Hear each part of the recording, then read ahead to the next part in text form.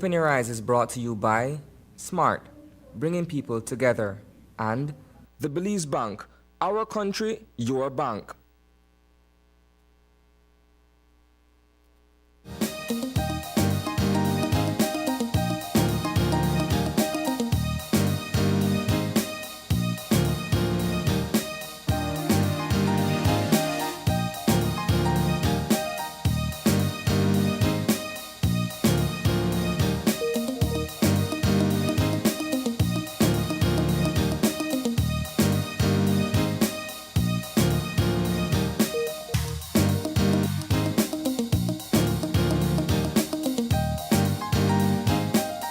Good morning and welcome to Open Your Eyes. Start your morning right. I'm April Martinez. And I'm Paul Lopez. And welcome. Good morning, Belize. Thank you so much for joining us on this wonderful Wednesday morning. It's Mr. George asked me, is it really hump day if tomorrow is our holiday? Yeah, this is the first Friday in this week. This first Wednesday? No, it's the first Friday in this week. Okay. We have another Friday coming up in a couple of days.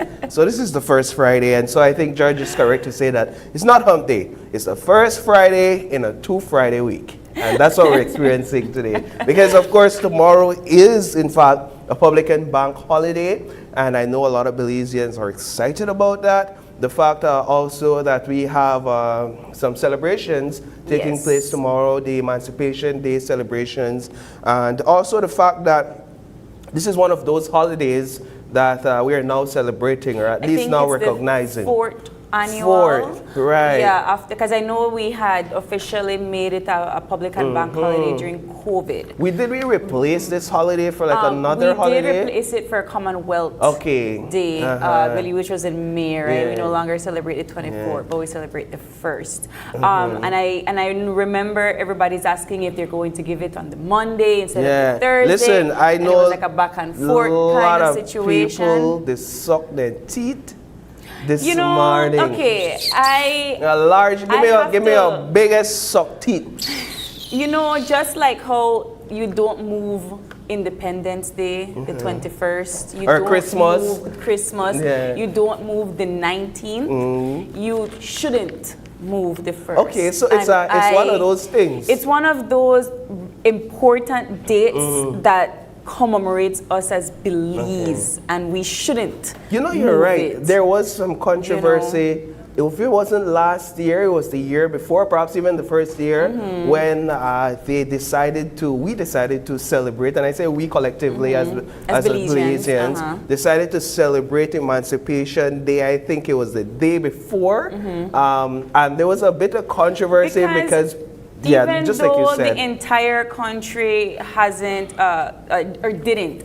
didn't recognize the 1st as an official public and bank holiday, it was renowned throughout the Caribbean region, right? So Belize is one of those countries that are catching up to this particular Emancipation Day.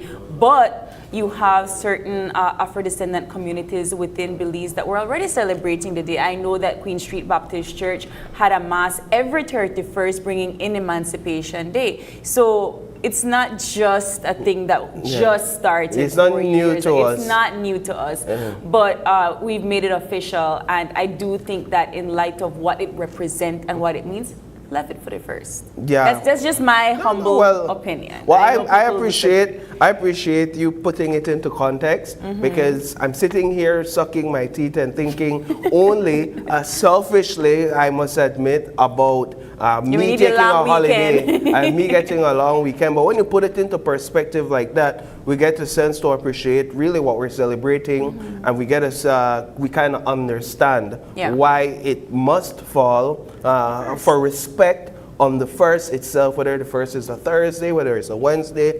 On the bright side, next year, if my calendar is correct, it's going to fall on the Friday. It's going to fall on the Friday. And so that may appease both those who just want a holiday, but in the wider context, those who are actually celebrating the day. And of course, we're going to continue talking about this particular day and the celebrations later today, on in the show. But, you know, it is one of those dates that you don't forget. Without this particular day, Belize wouldn't exist. Belize City Belize City would not exist in the context that it does And I today. would dare say that freedom wouldn't be what freedom is today for us as a country, right? It means a lot of things to a lot of people. There you go. And I think that when we have these bigger philosophical conversations, we need to invite the other persons that need to be a part of that, which would be the community. So lesson learned for me, instead of going through today whining and complaining about why didn't we have it on a Monday, or why didn't we have it on a Friday, spend some time in a history book today and learn something about I still do work tomorrow, so you could be as vexed as you want. If anybody should be vexed, it should be me. Yeah, well, too bad for you, April. But too bad for moving you. on into our show, Paul, Yeah. we do have a line of topics that are buzzing this morning and within the newscast last night. And one of the topics that jumped out to us, I think, as a network, was the incarceration of the 13-year-old young man. He's right now at the Kobe Foundation due to some gang allegations, and they have had him in what they consider to be the hole, which I thought was confined solitary. That's what I'm thinking. That's what that means, because according to Compol Chester Williams, he said that he's in confined solitary because he's a danger to himself and to other members within the Kobe Foundation. This is a very complex and touchy topic. So it's April. April. It's okay. It's not the second or third time he's done it. It's a very complex topic, April. Just at the surface level, when you, like, this barbershop talk, right? Yes. And one of the things you hear in the streets, there's this saying: if you think you bad, there's a youth out there that's ready to show you that he's better than you, or a young person that's ready to show you that he's better than you. So it's not denying or accepting the fact that we do have young people, and it's getting younger and younger by the years, that are heavily involved in gang activities, that are heavily involved in criminal activities, that are actually carrying out some of these daring acts, dare I say, including murders. And so it's accepting that fact for one. But also it's understanding that the right of that individual, whether it be a minor or not, should not trump the right of citizens to feel safe and to feel secure. Now, what makes this topic very touchy and complex is the fact that you can't deny we're dealing with a minor here, a 13-year-old minor. And I know Isani and Sabrina spent a great deal of time yesterday discussing this topic. Well, overnight development is that the mother of this 13-year-old sought the services of an attorney, attorney Leslie Mendez, and reports coming out of Leslie Mendez's office is that she attempted to go to the prison to consult with her now client, the 13-year-old, and she was denied access. She was not given the time to speak to this young man and to provide proper representation. And so she basically wrote a letter with this complaint. And in her letter, the Leslie Mendez, well, her letter was to the Minister of Home Affairs, Karim Musa. And in her letter, she outlined the fact that she went to the prison based on the mother's instruction, and she was denied access, and the court insisted that she must have a court order, the prison insisted that she must have a court order in order to see the young man. Now, it's a peculiar situation given that under normal circumstances, a minor would be held usually at the New Beginnings facility there at mile 21. But in this case, he has been detained under a state of emergency. And we know that under a state of emergency, certain rights and privileges are taken from you as a detainee. But does that include the right to representation? And as a minor, does the legislation that speaks to these rights being removed does it say anything about minors and the sort of representation and the sort of treatment that minors should have under a state of emergency? And this is what makes it peculiar, because should you be treating minors the way you're treating these adults that are also detained under the state of emergency? It comes back to you create a crime the way an adult creates a crime, and you are charged like an adult for that crime. If you can make a decision like an adult to commit that crime, are you to be charged and treated like an adult in the same light? This is a very, I would even call it conflicting argument, because you're not just looking at the rights of him as a detainee, you're looking at the rights of him as a child, because he is technically a child. 13 years old. And it's one of those things of human rights, the right to certain liabilities and certain privileges, even though he is officially in this confined solitude space, he still, as a child, can request certain privileges. Or are those taken away? Or are all those completely gone the minute he steps foot into this facility? Here's the other side of the argument as we kind of move into our next conversation, April. But I hear people. I hear those that are saying that we've stuck our heads in the sand for too long and ignored the fact that there are children out there committing heinous crimes, and that we've been too light on them, and that there's no consequences, and that they've been always protected under these children's rights and human rights legislation.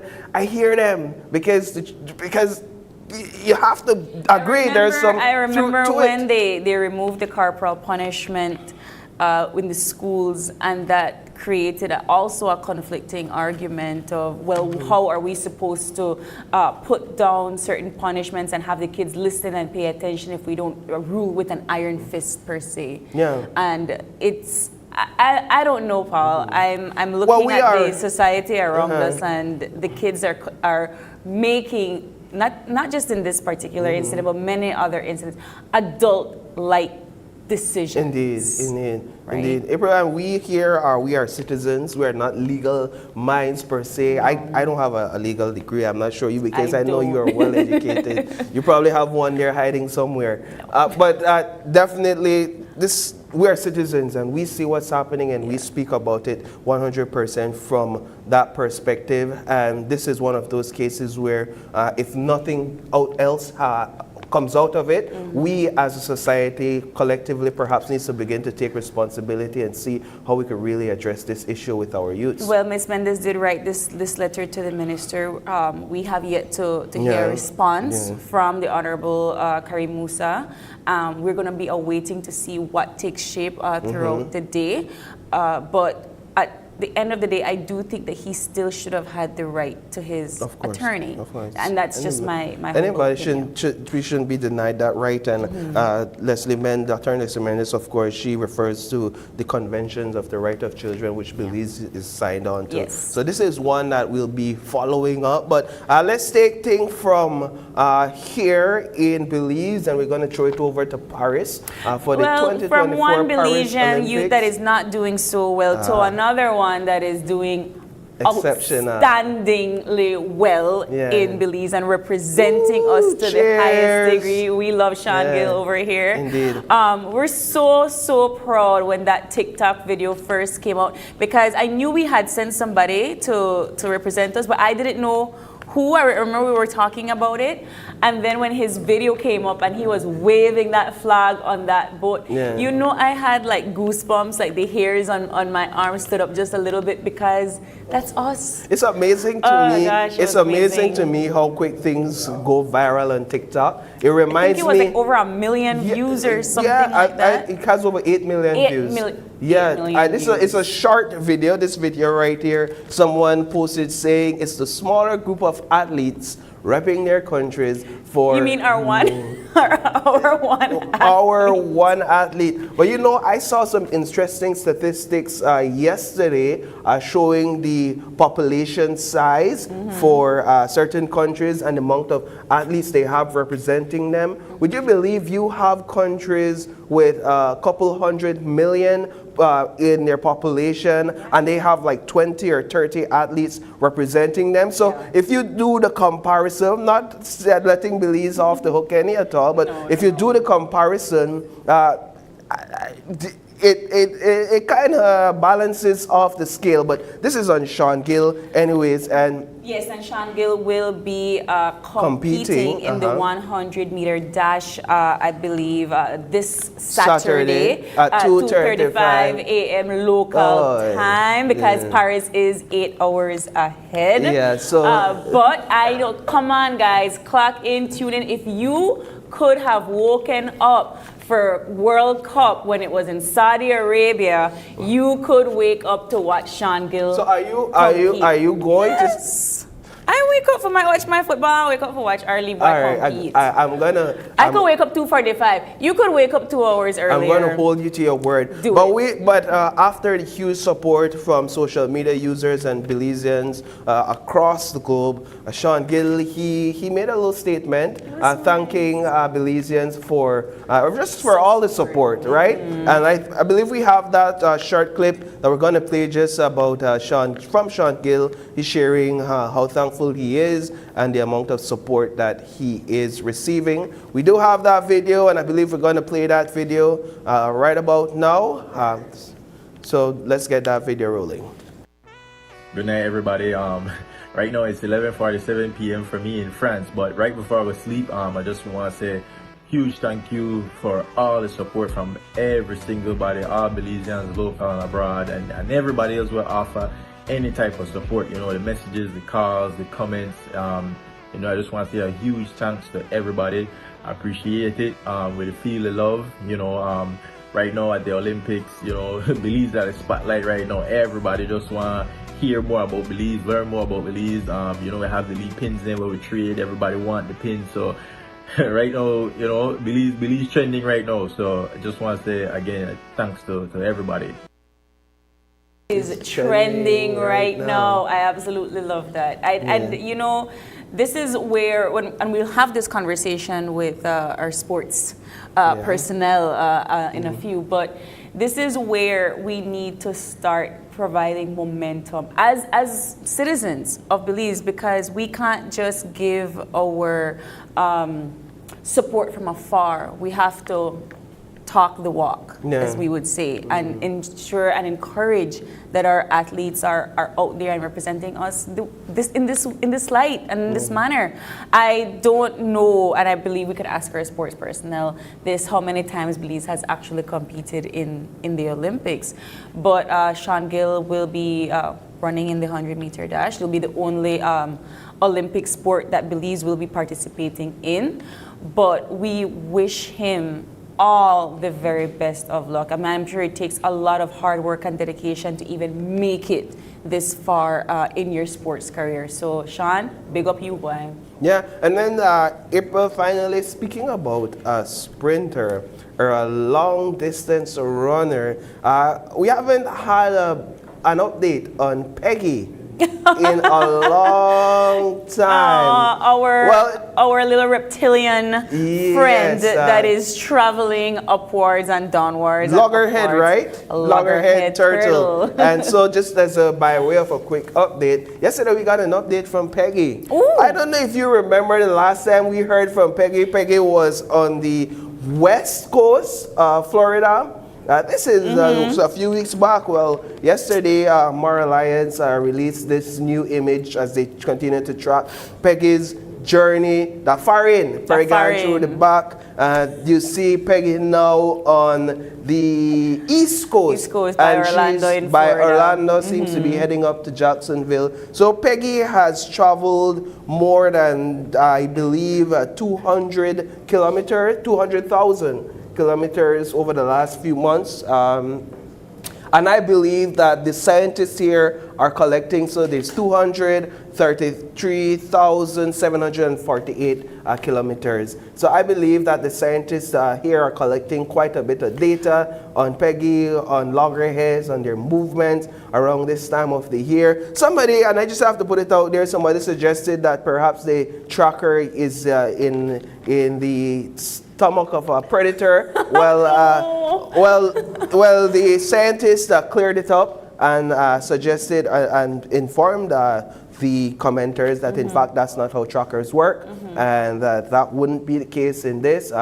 Peggy would have to be on the move actually for this tracker to work, and so that's some good news for slow and this. steady really does win the race. I think Sean can learn a thing or two from Peggy. 200,000 kilometers. I really like that we are invested in this type of research, because at the end of the day, it does benefit the way that we see marine wildlife, and we're trying our best to conserve what is here at home. And tracking Peggy does give us new information as the way her movements. Right? I wonder how far she's gonna get, because as the waters get colder, I'm not sure what turn she's going to make. But she's traveled more than most people I know. Yeah, and like me, myself. And the question is if she will return to Belize. And if she does... If she gets pregnant and has to lay eggs, she comes back to where she's from. Okay, that's the way I perceive. So I think that is what it is. It's turtles always go back to lay their eggs where they hatched in the first place. So I think that she would make her journey. Well, you know what? We'll be right there with our cameras, ready to interview Peggy. We're not allowed to intervene on her journey. Really? We have to just make she happen. She's not gonna give you the camera time, Paul. I'm sorry. She's too big for that, unfortunately. All right, well, all the best to Peggy this morning as she continues her journey wherever she's going, and congrats to the scientists for their excellent work in collecting all this data. And of course, wrapping up our What's Buzzing topics, KTV, the remix. We had our episode last night and our genre was disco. Ooh. And of course, we did see one of our contestants leave. And we also now have the new genre that is going to be, the participants will be singing next week. Do you like country pop? I like country pop. How good is your southern accent? It's not that good. I've been following one artist. I think it's Post Malone. Post Malone.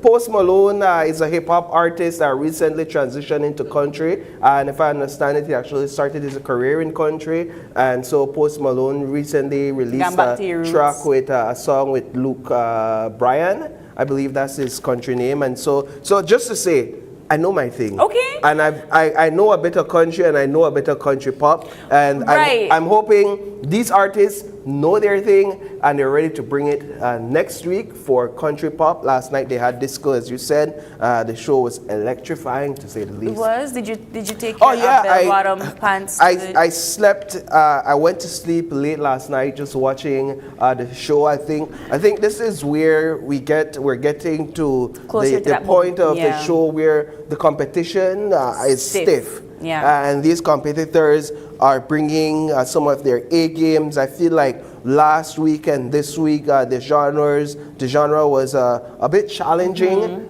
for them. It got them out of their comfort zone. But that's what we like. We like to get them out of their comfort zone. I think from the Latino genre, that's when you started to see them come out of their comfort zone a little bit. And then moving into disco and now country pop. And remember, country pop, not to be confused with just country music. Country pop is your Taylor Swifts. You know, that's what I'm saying. That's that kind of Little Nas X. That those persons, right? That kind of flair. Oh, you know your thing, man. Of course, I know my thing. So what is this? Well, so they competed last night. Excellent show last night. Congratulations to the producers and everybody behind the show last night. Remember that in order for your competitor to stay in, you must. In order for your competitors to stay in, you must vote. One person was eliminated last Zoe night. Westbay was eliminated. was eliminated, and the way how the eliminations are working moving forward is that the bottom two, in terms of the amount of votes they were able to have to receive, compete. they have to battle it out. And so this is now where you get to put two individuals together and really have their talent and their skills on display. And in this case, the judges get to decide who leaves and who stays. So you don't have to just prepare your one song for the genre, but you have to prepare your song for the battle if you're the one that's competing. And you also have to prepare yourself for the song at the beginning, right? When I heard that last night, April, I said, man, that's a lot of practicing. That's a lot of work. You're thinking, Yes. you're focusing on your song that you're going to sing, but then you also have a list of songs that maybe if you end up at the bottom, you have to be ready for one. And that's a part of the challenge. And I think that's what stumped one or two of the artists last night. But you know, one thing I have to keep on reminding our viewers is that you are the ones that are controlling the way that this competition ends. If you want to see your favorite participant win, you have to vote. You have to vote. And I think this set, in comparison to last year and the year before, this set of competitors, they know that they have to advertise. They have to advertise for the market. So I keep seeing advertisements for a lot of the participants this year on KTV, whether that be on social media or they're out there on the streets handing out flyers and so forth. So they understand that they need the viewers' votes, right? They know that. So you have your chance to vote for your favorite competitor this week. All closing ballots end on Sunday night. We're down to 5, and next week we'll be down to 4. Yes. And then as we progress in the show, we'll have the top 3, and you know that's when all the bigger spotlights come out, and that's when we really do things grand for our finale shows. So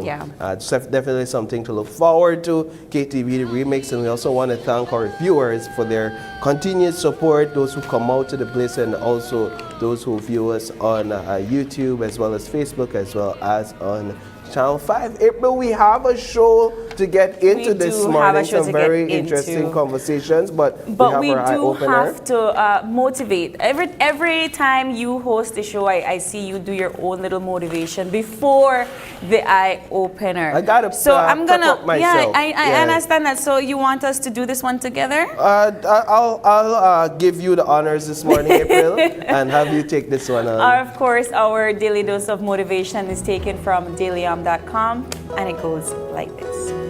Traveling can be hard on sensitive souls. Routine and a few favorite items can make your journey easier. The journeys we take are often as exhausting as they are exhilarating. The thrill we feel as we travel to a new environment may be undercut by our sensitivity to change, strange surroundings, and forced shifts in our usual habits. Air, road, and sea travel can be extremely taxing, and many people find sleeping soundly in a strange bed difficult. There are, however, numerous ways to take the stress out of both short voyages and lengthy sojourns. Since much of the comfort we feel in our day-to-day lives stem from the fact that we enjoy the regularity of routine, adapting to your typical customs to correspond with your travel schedule can alleviate the unease you experience while away from your home. Likewise, when you ground yourself by honoring the rituals that are a part of your daily life, you'll no longer feel like you're out of your element. If you find yourself disconcerted by the foreignness of your surroundings when traveling, packing a few reassuring items from your home in your luggage can help you stay balanced. Photographs of loved ones, a favorite tea or snack, soft slippers, or even your own pillow can suit the rigors associated with travel. Holding a crystal gemstone, talisman, or medicine bag in your hand during particularly stressful periods of travel can help you stay relaxed and alert. Items imbued with healing or calming energy can help you de-stress once you reach your destination. As you unpack, light a stick of sweet-smelling incense or a bask in the glow of a meditation candle. you'll gradually begin to feel more grounded and serene in your new location. During the course of your journey, indulge in those activities that center you and sustain your emotional equilibrium. If you tend to sleep and wake at the same time each day, maintaining that schedule will ensure you to stay strong and healthy. Taking time out of your travel agenda to write in a journal, meditate, do yoga, or walk can help you reconnect with yourself in an alien setting. However, you restore your tranquility, your consciousness, choice to surround yourself with the comforting possessions, and focus on your well-being will make traveling a joy. I don't connect with this eye-opener. Because you're not necessarily a sensitive soul that finds traveling hard, right? I love traveling. Yeah. I find joy in going to new places. I'm in that same boat or plane with you, Yeah. April. The traveling alone for me suits my soul. I don't Take need... me to the new places, take me to the strange places, take me to all of the weird spots. But that is what I enjoy the most. Not to dismiss the sensitive souls, though. This is one of those eye-openers that offers some practical advice on how they can find balance and peace in these difficult times. And you know, I really like the advice of taking something from home with you, like a pillow or something that makes you feel comfortable. Because, maybe the strange bed, I can maybe if I'm not feeling like my head is facing the sun or something, it's a very strange. I mean, have you been in, if you've been in those good hotels with those good hotel beds? You're asleep. You'll sleep. But if you don't have that luxury, yes, I think that this eye-opener definitely gives some good advice as to what to do if you are a sensitive traveler. Indeed. But we do got to move on with our show for this morning. We hope we motivated you with that eye-opener for today. It's been a very rainy week. It's raining a lot. It was raining when I was coming up this morning. Last night we had some thunderstorms in Belize. Crazy. Indeed. So let's find out that weather update from the folks at the National Meteorological Service. Good morning. A relatively moist northeasterly airflow prevails. The 24-hour forecast. Skies will be sunny with some cloudy spells today and then cloudy tonight. A few showers and isolated thunderstorms will affect mostly the south this morning and then increase slightly tonight. Elsewhere, activity will be isolated. High temperatures for today will reach around 89 degrees Fahrenheit along the coast, 94 degrees Fahrenheit inland, and 81 degrees Fahrenheit in the mountains. Low temperatures for tonight will reach around 81 degrees Fahrenheit along the coast, 94 degrees Fahrenheit inland, and 68 degrees Fahrenheit in the hills. Winds over the open sea will be from the east to northeast at 10 to 20 knots, and sea conditions will be choppy. High tides occur at 6:08 this morning and then at 8:30 tonight. Low tides at 2:08 this afternoon and then at 12:29 tomorrow morning. The moon will set at 3:37 this evening and rise at 2:45 tomorrow morning, and then sunset is at 6:26 this evening and sunrise at 5:32 tomorrow morning. The extended forecast. A few showers and thunderstorms will be scattered around the country on Thursday, then mostly over the south and some coastal areas on Thursday night. And for the sargassum update. Sargassum amounts over the area are expected to remain low for the next few days.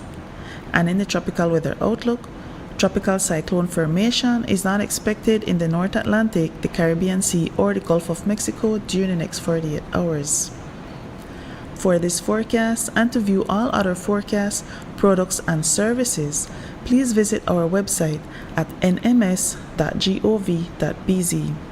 This weather report was brought to you by the National Meteorological Service.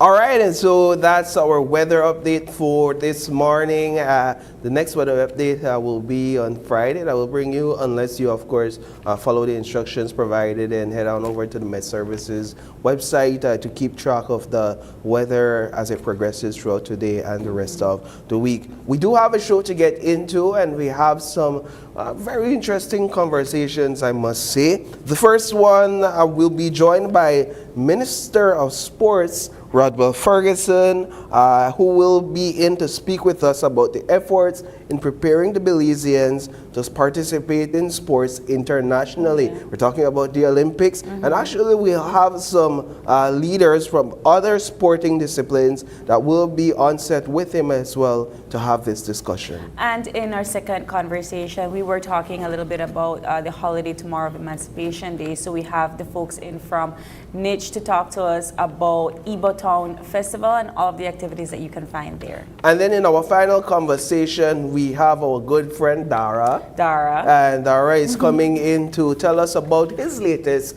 event, one that you certainly wouldn't want to miss. He'll be in to tell us all about it. But we do got to take a quick break, Paul, and when we come back, we'll be in with the sports associations and, of course, Minister Ferguson to talk to us about sports international. Don't go away. We'll be right back.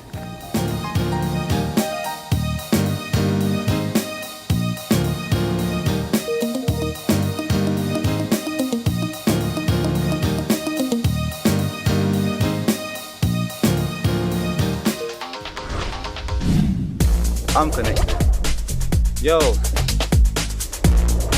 I'm connected. We're connected. Create the perfect broadband bundle that fits your style with Smart Connect. With the Junior Bundle, get 50% off your national calls and up to 6 gigabytes of data at no extra cost. Get postpaid added on for an additional cost of only $25 with the Prime Bundle. Stay connected with unlimited smart-to-smart calls plus 6,300 megabytes of data and free international minutes. For the family, get the Binge Watchers bundle with Netflix add-on for only $28.13 more. This bundle gives you 4 profiles with unlimited streaming on multiple devices. Visit a showroom near you to sign up and personalize your own bundle combination with Smart Connect. Smart, bringing people together. Welcome to Design Depot, home of Sherwin-Williams Paint. Sherwin-Williams Paint is one of the most reputable paints in the industry, known for its superior quality, durability, and environmentally friendly technology. We carry a large variety of products for all your home and commercial needs, such as interior and exterior paints, primers, wood stains, sealers, clear top coats, caulking, aerosols, concrete, and masonry products. Achieve professional-looking results with ease using Sherwin-Williams paint and coating. Design Depot, all in one place.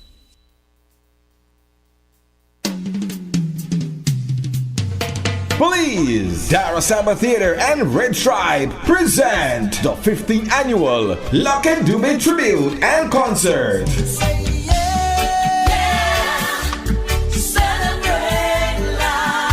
The Dube Tribute and Concert to be held at the Big Bird's Isle, Sunday, August 4th from 4 p.m. until. Entertainment includes live DVD performance of Dube on the big screen. Creek Vibration Band doing a special Dube tribute. Selectors include the Reggae Kingpin, Tony G, Reggae Dutch, and Mr. Frisco. All backed up by New Wave Sounds. People dying like flies every day. Sunday, August 4th, the Dube tribute from 4 p.m. until. Entrance fee only $15. Don't forget to purchase your tickets for Dara's House Raffle. Call 623-3662. This you don't want to miss. Sponsors include Creme Radio and XTV, Vibes Media and Television, DigiWallet, Honorable Anthony Mahler and the Belize Tourism Board, Channel 7, Social Security Board, Channel 5, Love FM, Red Stripe, Players Distillery Limited, Campari, and the Angeles Press Limited.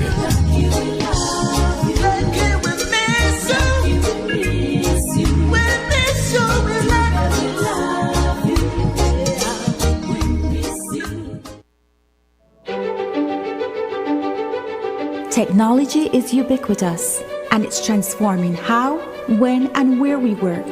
Full-Tech Systems is placing award-winning devices in the hands of information workers, allowing them to work without compromise in a world without wires, to innovate, create, and to maximize productivity anytime, anywhere, satisfying the needs of the desk-centric remote and field worker and every other worker in between.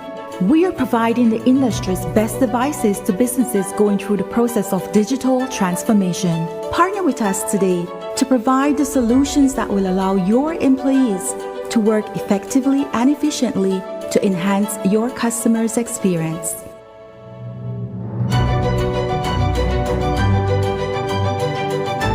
Full-Tech Systems, your technology center, where you'll come for the price, but stay for the service.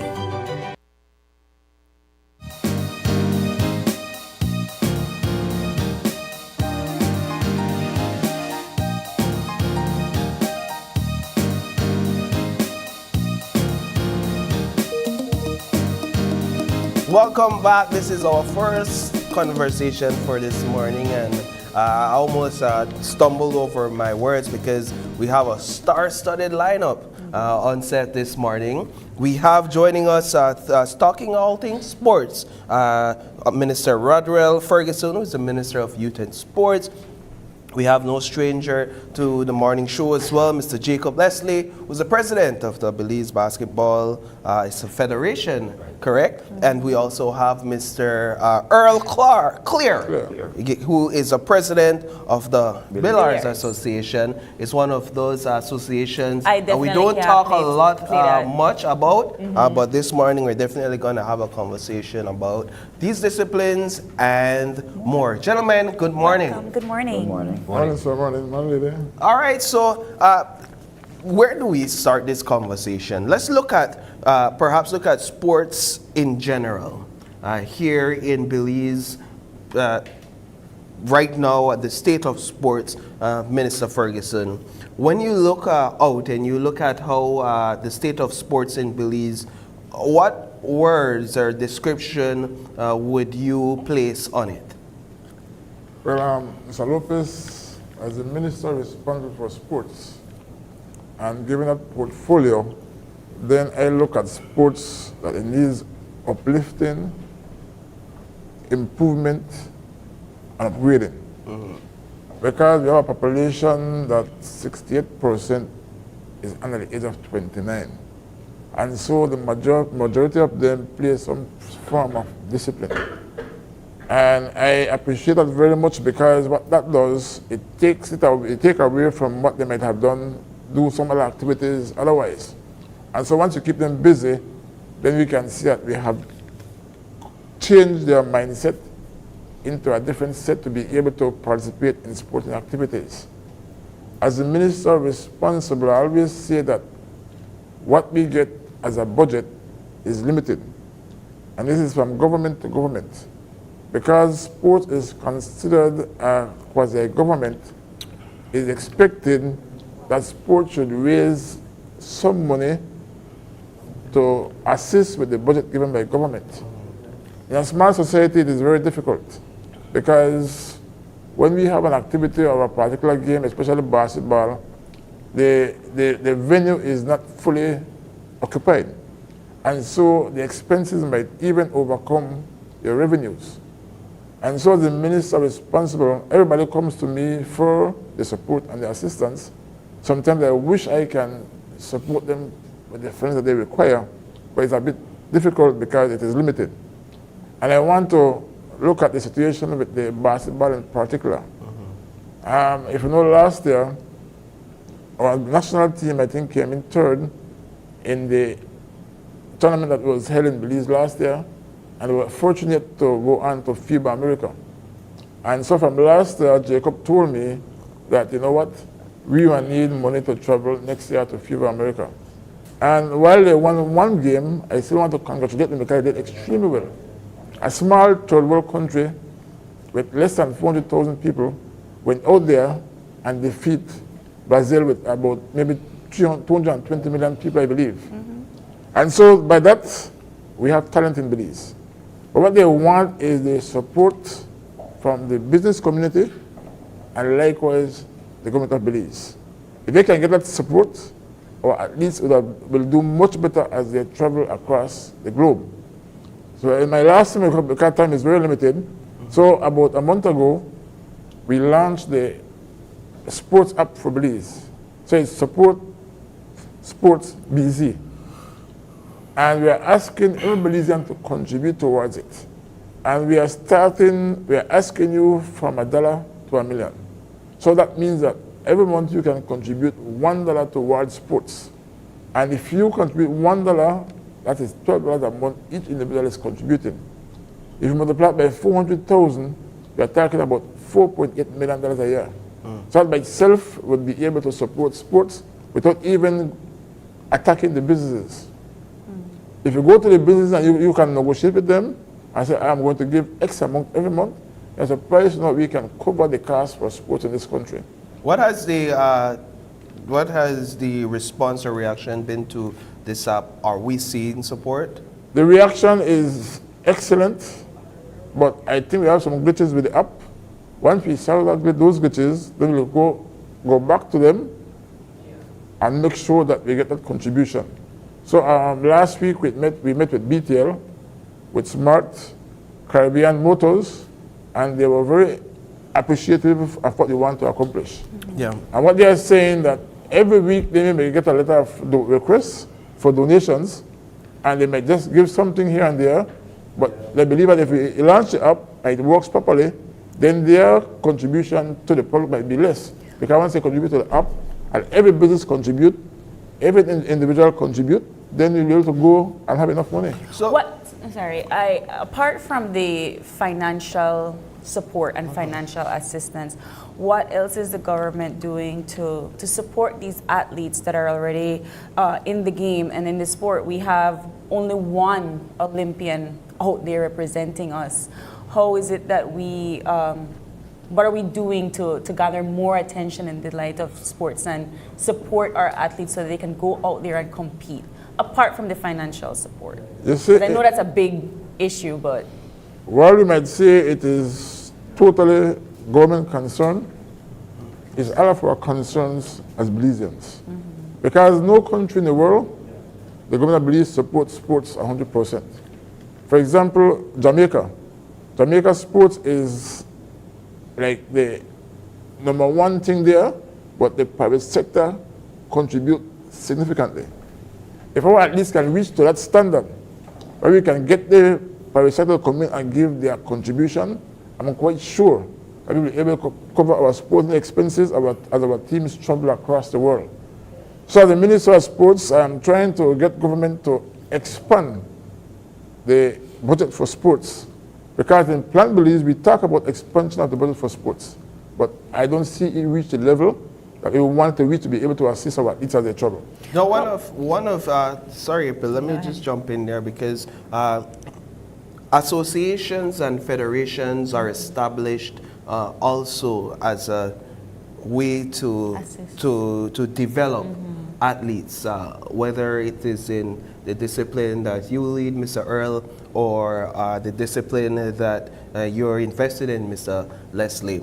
And what I find is that oftentimes the leaders of these associations and federations are individuals that are passionate about these disciplines, and they honestly don't get paid much, if anything at all. A lot of time it's volunteer work to see the future of these disciplines continue to thrive. So I want to hear a bit from these gentlemen to kind of get an idea of what's been happening within your different disciplines. How have you all been contributing to the development of athletes in these disciplines? You first, Mr. Leslie.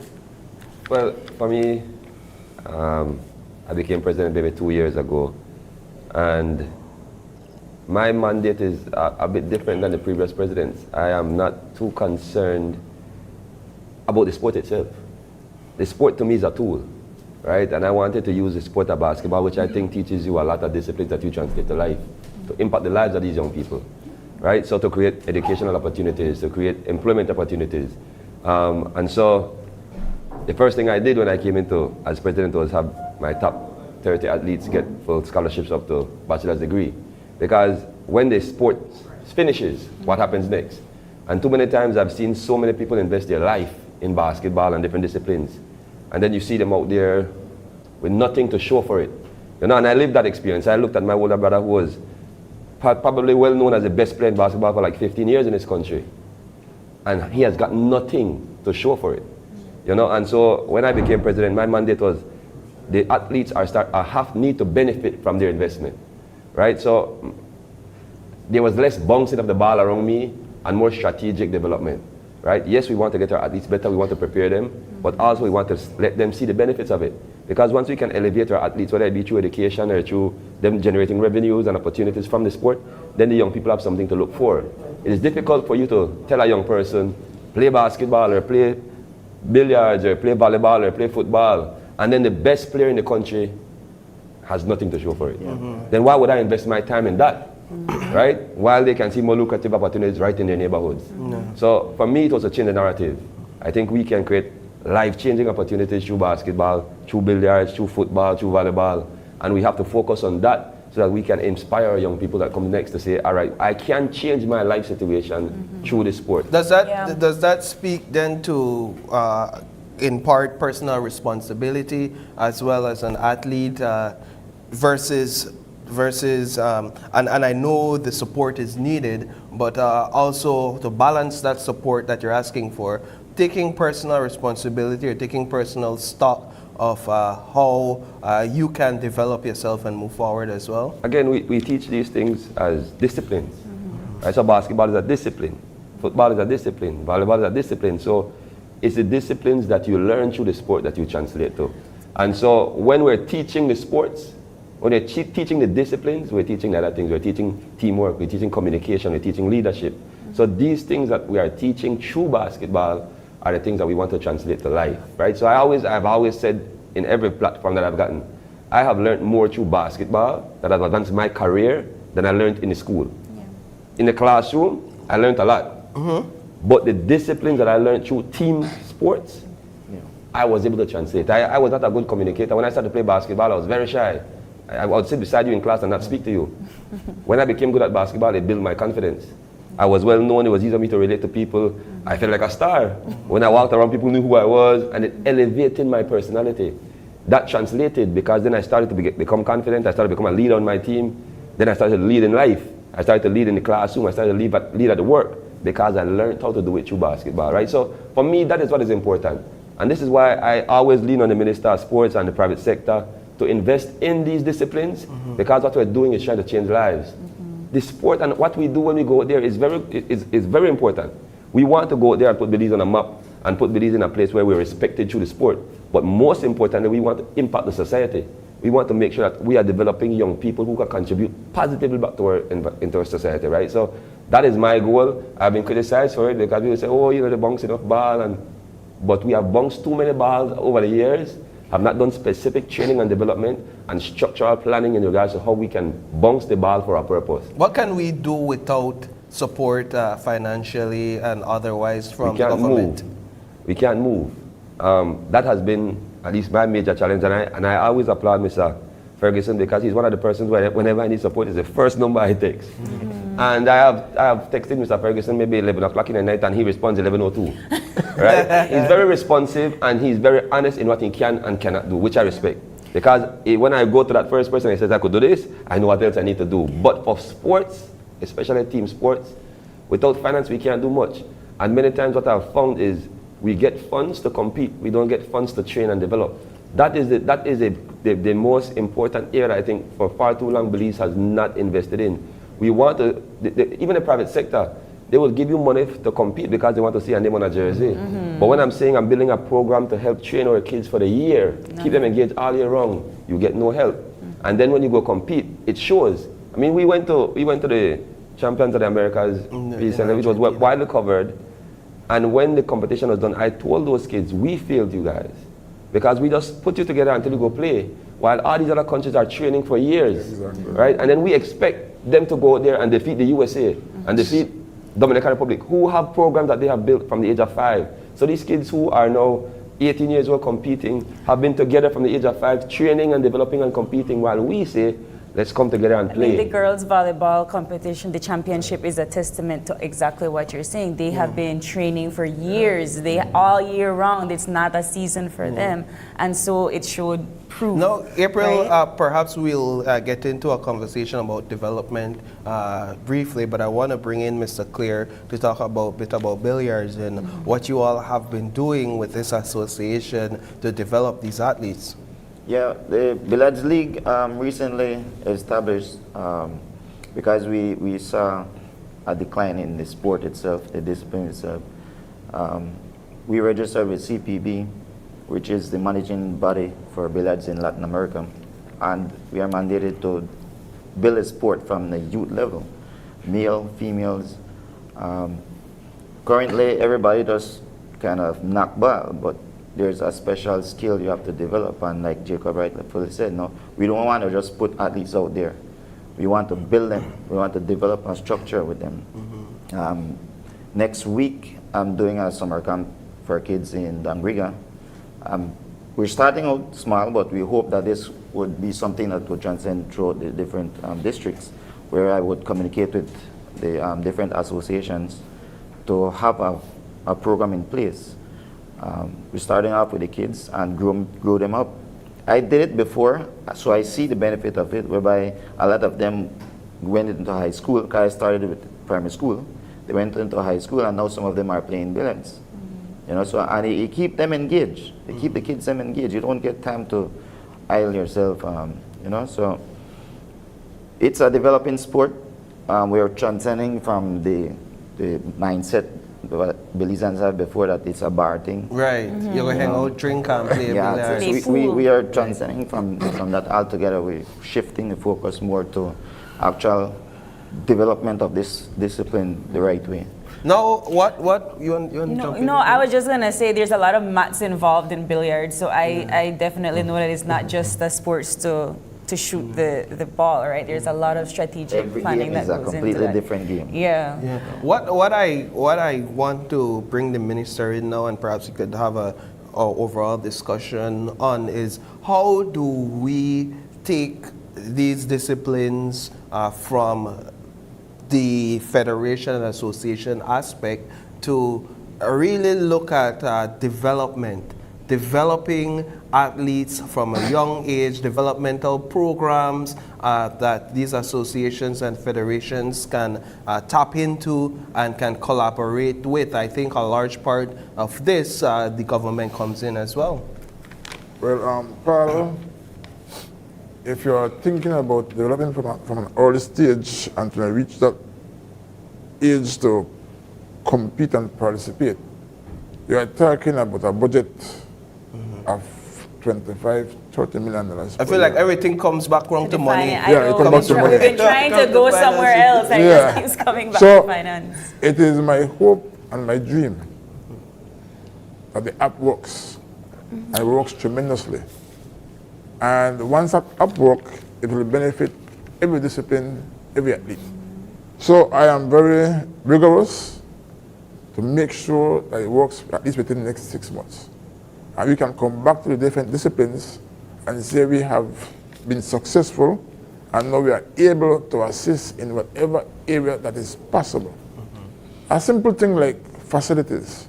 I know that they are delinquent right now, they need renovations, and the government made possible for $2 million in this year's budget. So I'm negotiating right now to get some facilities upgraded. And once we can do that and show the young people that government have that interest, then we can start to make it happen. But I cannot see any government of Belize will take on the full responsibility. It must be with the private sector and the Belizean people likewise. Is your department and your associations working alongside schools in particular to develop things like their physical education program, just to uplift and build? Because I remember PE, them just running around, right? These types of kids that have that don't have that discipline in sports could develop that in physical education. Are there any types of collaborations there? Recently, I have a discussion with the principal from Ecumenical High School, because he played billiards as well. So we're trying to see if we could do a pilot project there in the high school whereby we introduce the billiards as one of the options for students. Okay. So, and billiards is a very, very disciplined sport. I mean, it's very strict, you know. So, by engaging the youths from early, we definitely would. Yeah. Ideally for you, Mr. Leslie, what does development look like in sports? I'm talking about overall long-term development. Again, when I just became president, I wrote a paper that I circulated to the government and all the private sector in regards to what I thought government looked like in Belize and what we needed to have us compete. Not regionally, because right now we can compete regionally. Like right now, I think at the U18 level, in Belize we have the best U18 players collaboratively. If we go compete right now in Central America, the female volleyballers competed, and I think we can win that as well. Where we were in Central America and the Caribbean, and then we went to the Americas. And so in the region, I think we're good. I think we can compete right now at the U18 level. But to keep this pool coming and to take these U18 to seniors and have them continue to develop is consistent training, right? And a program in place where they're learning a system. So what we need to do in Belize is identify how we play basketball. What style do we have? We have to have an identity, right? So we have to build a program that is based on what we have genetically in Belize. We don't have huge, big players, so we're quick, we're fast, we're athletic. And that's good in the region, but it doesn't translate all the time in the Americas, where you need that size and girth. So for me, the plan that I have is very important that I want to develop females. The young girls for the past 20 years of my life have been ignored. There have been no programs for them. There have been nothing for them to participate in aside from primary school and high school. Maybe they play 3 or 4 games. And we have forgotten them. And we have focused on the young men because the young men are out there committing crimes and killing themselves. And so we have to create opportunities for them. And we don't tie the knot and say, but the young ladies are falling victim to TJ's pregnancy. And that cycle continues because if we don't protect our young girls and they're having kids at a young age, these same young men come from that, right? So we have been putting band-aids on a societal problem. And so for me, what development looks like is starting a mini basketball program where we're adjusting young girls and young males from the age of 5. And we have them consistently learning the game, first introducing them as a fun activity, and as they get older, introducing them the skills of it, and then teaching the discipline of it. But we have to start in Belize from ground zero, which is from the age of 5, we introduce basketball, we start training and development on a consistent basis, and then we start to compete around the age of 9, 10, 11. What roles do the schools play though? That is a collaboration that we're having with the Ministry of Education to see how we can get our technical people to be in the schools, right? To be training and developing the young people in the primary school and the high school. And so it's collaborative. So we have them in the schools during the week, and then on the weekends we have them as a federation doing extensive development. But that has been a hurdle we're trying to cross, how technically we can have it done. We were talking about physical education here, but we think that we need to have certain people cross-trained. So this person is trained in billiards, basketball, volleyball, football. They're technical, and then they can go into these schools, and then they can at least administrate the basic fundamentals of the game. And then every weekend, we as an association or federation can go into the more in-depth technical aspects. We're talking about finances, and this is clearly one of the biggest issues, making sure that our kids are well equipped in training, having that training all year long, making sure that that's all they do, live, eat, and breathe, whatever sport that they're into. Taking a page from the amount of persons that went to the volleyball game, the amount of persons that go to a basketball game, a football game, and so forth. Are we talking about sports tourism in Belize enough to make sure that that is some way that we can get finances from? I see you smile just now, Jacob. Again, because I think for far too long we have approached sports as a game. Yeah. Okay. Right? So we look at it as, oh, no, they play. We're not taking it and we don't understand the seriously. economical impact that it can have, the societal impact that it can have. And as long as we as a society continue to look at these disciplines as games, You know, many times as growing up, my mom would say, "I put on the ball and come pick up a book." Right? Now, I have the ball giving a book into these kids' hands. Right? So we're reversing the psychology. No, I have parents who are saying, "Boy, go pick up the ball." Because that ball they pay if you go to school. Right? So as long as we change your mindset and understand basketball, billiards, football, volleyball, these are not games. These are disciplines that have the ability to impact society and change lives financially as well. Right? And for us, it's what we're trying to do. We were trying to show Belize, look, there's more to it than just bouncing a ball and having fun and coming home sweaty. And no, it's actually an ability for us to impact our country and put our country on the map. Just like many other countries have done. And we have the same ability. We just need the investment in these young people. And once they get it and positive, we have shown with the little what we can do. Imagine if we can really build that partnership and see what we really can do and give these young people really the opportunity they deserve. Minister, the conversation the question was brought to you earlier about the fact that we only have one Olympian out there, Mr. Sean Gill, who Belizeans are very proud of this week. What's your thoughts when you see that we only have one Olympian out there, and how do we change that?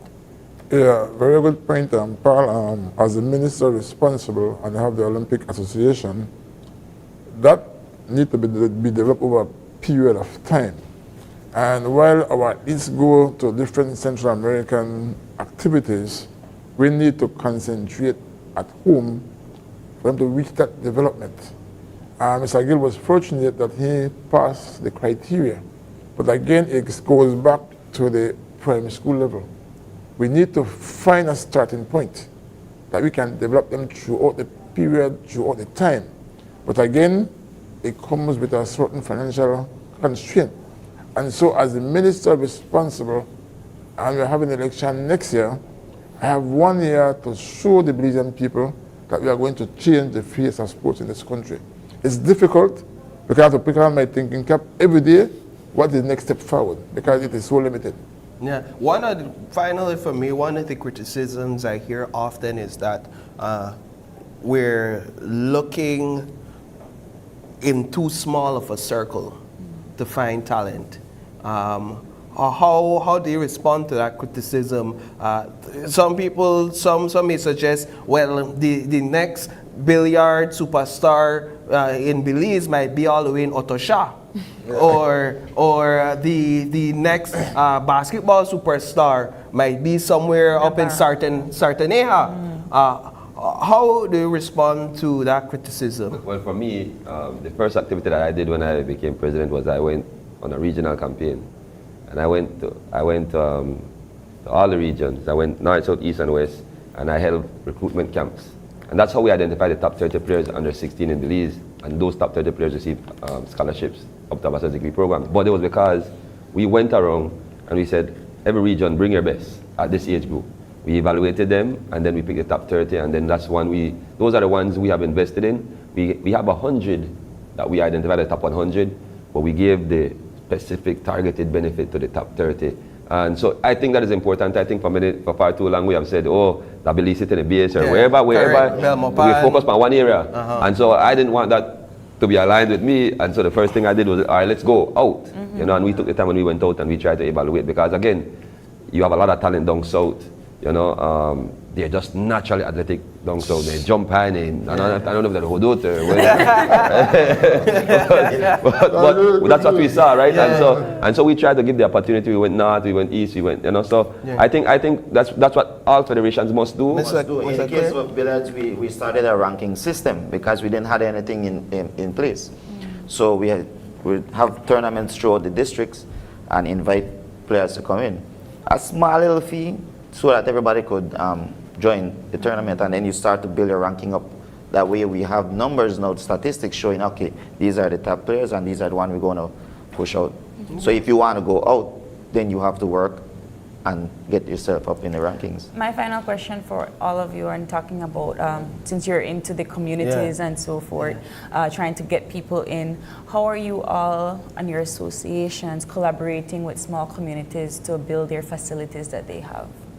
Well, you know, one of the good things that I can say is when I wanted to do my national training program, one of the first commitments that I had from Sports Council was I could use the facilities for free of cost, right? And those things are important because if I have to pay a fee that let's take a place on my budget, then I could go to a community like I say, all right, well, we have a Dangriga Association.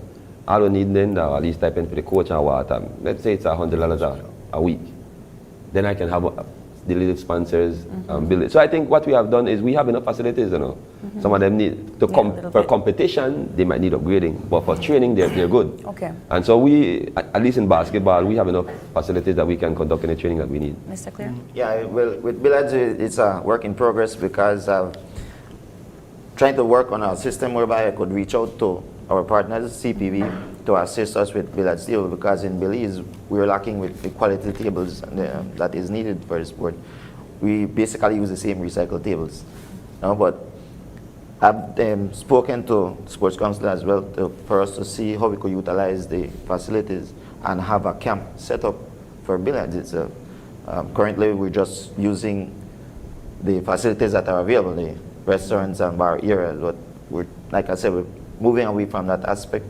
So it's a work in progress. Minister, we have, and my understanding is that we're not bringing her and Set again, but we have Offset, a young lady that is pursuing a degree by way of a basketball scholarship in the U.S. Miss Bria, right? Bria Clark. Correct. She was on set with us last week, I believe, seeking support. Now, have you been able to meet Miss Bria? What's your conversation with Miss Bria? What do you think when you see young athletes like this pursuing this level of excellence? And have you made any commitments? Well, Paul, again, that's where Jacob said I'm very responsive. Bria WhatsApped me about 3 days ago. And I could have ignored the WhatsApp, but I responded and I told her I'll do everything possible to support with the limited resources that we have. And so through the National Sports Council, we were able to contribute $1,000 towards her scholarship, because I have a part-time scholarship. And then I reached out to the Minister of Education, Honorable Francis Fonseca. I want to give him kudos. And through the Minister of Education, Bria is also getting an additional $5,000 towards her scholarship.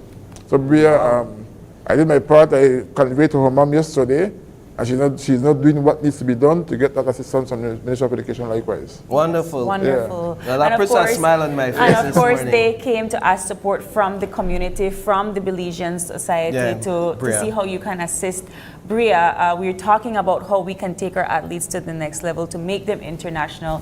Paul and I had this conversation about, sure, we can support via sending them a heart or an emoji or something, congratulating them when they're out there. But if we can support while they are here now and moving into that phase, then that makes us the better supporters. Yeah. Right? Gentlemen, we definitely overstayed our time this morning. Sorry about that. I had to give up the props. But thank you all so much for joining us this morning. We look forward to more of our athletes out there, and of course more from your associations and from the Ministry of Sports. Thank you all so much. Thank you all so much for having us. We are going to take a quick break, and when we come back, it is all about EBOE Festival. You going to EBOE? Yeah, of course. All right, you going to EBOE? In an EBOE Festival? Great. We'll find out more about the activities after this commercial break. We'll be right back.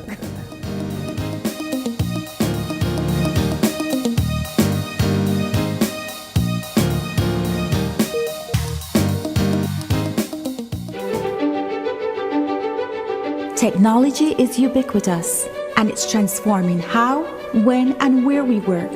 Fulltech Systems is placing award-winning devices in the hands of information workers, allowing them to work without compromise in a world without wires, to innovate, create, and to maximize productivity anytime, anywhere, satisfying the needs of the desk-centric remote and field worker and every other worker in between.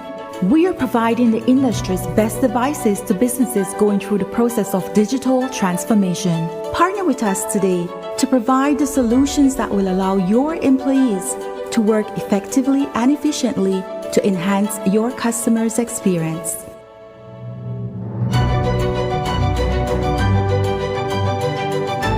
Fulltech Systems, your technology center, where you'll come for the price, but stay for the service.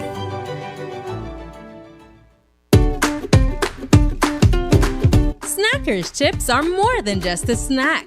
They're a proud product of Belize. Sourced from corn grown in Cayo's lush valleys, then crafted with care and packaged to perfection by Belizeans.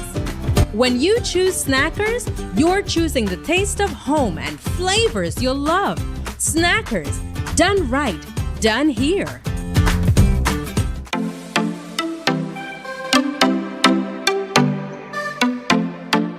Back to school season can be overwhelming, but with Quartz Ready Cash, we've got you covered. Get the cash you need from as low as $200 up to $15,000 fast and easy. With flexible payment plans and quick approval, you can focus on what matters most. Make back to school stress-free with Quartz Ready Cash. Apply now and get ready for success. Quartz Ready Cash, ready when you are. My name is Nayeli Yakab. I'm the coordinator of the Benke House of Culture niche. Before the Belize Bank online service, I had to travel to San Ignacio because we don't have a branch, a Belize Bank branch in our community. Now with the service, I can conduct my transactions at the office, at the comfort of my home, just anywhere in the world. It has made my life much easier. I would recommend the Belize Bank digital services to everyone and anyone. It gives you back your time, it's highly reliable, it's available 24/7, and it just makes your life easier.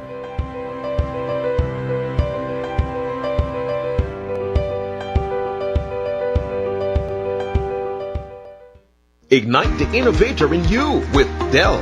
Cellular World is an authorized partner for Dell Technologies. Whether you're looking for equipment for personal use or to transform your business, Dell Technologies can provide you with the right equipment to suit your needs. Dell is more than just desktop computers and laptops. The full line also includes monitors, data storage solutions, keyboards, docking stations, and other accessories. This is technology that makes it possible and provides solutions for every situation. Shop for your Dell products at Cellular World, your #1 Dell authorized partner in Belize, and get all the technology you want for less. Bring your brightest ideas to life with intelligent technology. Cellular World, authorized Dell partner.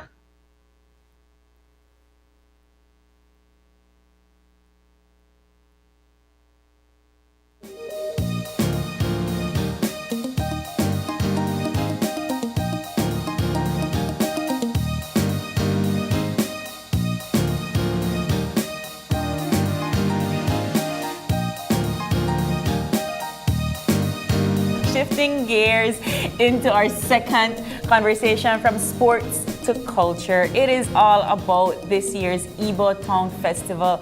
And joining us, we have some of the organizers with us. We have Miss Michelle Smith, and she's the communications manager at the Belize City Council. Good morning. Morning. And of course, no stranger, she could host the show by herself now. Miss Kim Vasquez, she is director of the Institute of Creative Arts. Good morning. Good morning. Thanks for having us.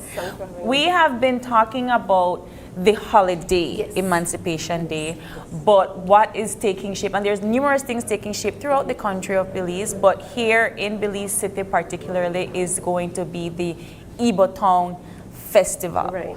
What is so important about this particular festival this year? Yes, and we don't have historians with us this morning. Yeah, that's fine. That's fine. I know you could do it. Yes, and April is a historian as well. Right? But I don't want to come upset and get in trouble with them. Yeah. So I brought up my phone. So we have to give a little bit of the background of what is EBOE Town, because we talk about EBOE Town Festival sometimes, and then sometimes in our own inner circle, we forget that people don't know where EBOE Town Day. What is festival one day? Yeah, which town that? Which town that, right? Right. So we know that the area starting from around Berkeley Street, and then what is now we consider the Yabra Green, and the area was known as EBOE Town, and that was home to several populations of enslaved people during the period of enslavement. And we had most definitely the Igbos there, right? Yeah. And so that is where the name EBOE Town Festival comes from. Yeah. And the roots of the festival, again, it's always been linked to emancipation. Yes. So before the government of Belize decided to formally make Emancipation Day a public and bank holiday, there were many people, Yaya Marin and members of the National Creole Council, various musicians as well, cultural practitioners, that would go to the Yabra Green every year to commemorate emancipation. Yes. And there would be the libation, which was accompanied with the laying of flowers in the sea. And they would share breakfast out there, Johnny cake or fever grass tea and so forth. And then later on in the day, there would be festivities. Brother David band would play, Mr. Nafti band would play. And later on, you know, the younger ones got involved, Musa Shahid. And there would even be sports, because the Yabra football club would be out there, Mr. Pilaf. And so there was always an Emancipation Day football tournament, youth football tournament of sorts.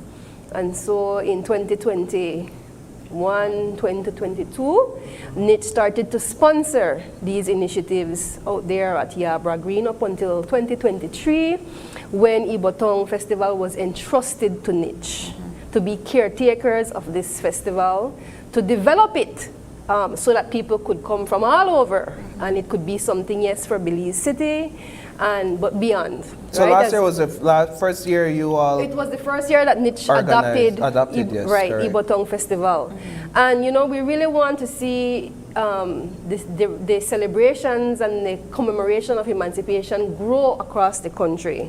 And this is where Belize City Council came in and desired to do something this year in partnership with us. So as you know, the Belize City Council has been hosting different community festival, night event, and our next stop is in collaboration with NIT at the Ibotong Festival. And the Ibotong Festival will be held, and I believe the council will help make this event more impactful. So this event is tomorrow. It starts 12 p.m. to 8 p.m. at the Yabra Green Field and the Isaiah Morta Plaza. People may ask, where is Isaiah Morta Plaza? Well, I know you may see the statue by Albert Street West going to the Yabra Cemetery. That's the statue for Isaiah Morta. So that's the square that we're using. So I drove past there, I think it was last night, and I saw how beautiful the streets are. Yes, the council recently uplifted the area and concreted the street. We had a bus and a bus stop there and everything at the Isaiah Morta Square. So it's really nice. It's a nice, safe space for everyone now. And then at this event, the Yabra Green Field, starting at 12 o'clock, you'll have cultural display, the history of Ibotong, so you can come out and experience the history of Ibotong, while you know you have a stage with live performances from the Boom and Shine, Brad Patico, Brother David. There's a lot of Brocktown artists. So this event will have two stages. You hear Yabra Green, you hear Isaiah Morta. So Isaiah Morta will kick up 3 o'clock. Okay. 3 o'clock, Isaiah Morta Square will kick up. So like big people thing after that. And then we'll have a stage there as well, whereby we'll have Lord Ray-Ban, Kenny Gladden at the New Creation, Coconut Boy, and of course, Sweet Pain Band. So no, so we're talking about two stages, two different events. Is there, one event or just is there anything? So it's happening simultaneously at one point. The festival starts at 12 noon. Okay, right. And you should really go concentrated there in the earlier part of the day. And then just move down to Isaiah Morta come 3 o'clock. Stage, right. Yeah. Now, as they move, will there be like booths along the way? No, there are booths in the two locations. Okay. Yes, and there are different things happening. There's a specific vibe happening at Yabra Green as well, and this is where a lot of the educational activities are being concentrated there. We know that ISCR is partnered with UB and Archives, and they have one of the largest booths out there with I guess I hear there's a history wheel. And then they give away nothing here. Look, mommy, but then they give away nothing. No, but this is fantastic. This is fantastic. And then we also know that the Crooked Tree Museum are doing something similar where they're bringing out activities for children. The Black Cross nurses will be out there with an educational booth. A lot of teaching and history is involved in Ibotong Festival. That's what makes it a unique festival. And this is what we promised the founders, that we would keep this element of teaching, of culture, and community. So we also have the football tournament happening out there, which is why we have to really start earlier as well. Actually, the tournament has expanded so much this year that they actually started from weekend gone. The tournament has actually begun. So we have the Youth Emancipation football tournament happening out there from 10 a.m. actually, and then the music and everything really picks up at midday. A lot of cultural food out there. We have food coming in from outside of Belize City, from Belize Rural, from the River Valley. You don't know that fire hot yeah, rice the and beans. fire hot rice and beans, barbecue gibnat, yes, and they boil up. Your bread, your bun, your traditional sweets. Right, and I think one of the things that we know, both sites at the festival have things for children that they can have fun. And, you know, at 1 o'clock, those activities start. We have Brother David and his ensemble. And the ensemble is expanded for Ibotong to include 2 storytellers. And I don't think I've ever seen this done by an artist this way, where he is doing his performance in the concert for children. So at 1 p.m., yes, the children take the audience. They are the main focus there for 1 p.m. In his performance, he will give them a very interactive concert performance with all of the call and response and the folk songs and teaching as well. The first time I saw him do that was at Willows Bank. Yes. And that was... And he's been dying to do it again. Yes, so we're so glad that he's, you know... What's the storytelling aspect? How will that work? He's bringing 2 storytellers with him, yes. So again, this is something that, you know, a cultural practice that we're trying to keep alive and try to record the stories. You know, I mean, these are things that used to be very familiar to us in the past and are what we consider dying traditions that we want to keep alive. Yeah, definitely. All your Anansi's story and your Warimasa and right. Yeah, it's not something I'm accustomed to, at least in this day and age. And you know, it's so, that's why I think Ibotong Festival is such a great way of showing Belize City their roots, because we often think about, yes, Belize City is this grandiose place that makes Belize Belize, but Belize rural still has these traditions that I think Belize City has strayed away from. So bringing in that to Ibotong Festival is a great way to reconnect, right? So apart from the food and the music and the kids zone, what else can we expect? Well, you can expect a lot of cultural demonstrations as well, live displays. Emmett Young will be out there from Gales Point, and he'll be showing how the drums are made. The drum carving will be out there. I know as well that from the River Valley, there'll be demonstrations like how they make the kiss and how they make the fly brush and makapal. I just found out, right, yes, you know, all of these things there. But you know I think, kiss ball? yeah. There's not a song, I think Soulja Boy. Oh, no, song. Okay. No, I'm not sure what the kiss is. Yeah, it's like the thongs. It's like it's what they would like use to turn like the in the fire hot, right? So what's a kiss in this sense? It is that, but what is it made of? Well, I guess you'll have to come out there and find out how they make the kiss. Right? But this is a reconnecting. This is a reconnecting festival. It is a festival, and you know, someone asked me recently, you know, should we? It's painful.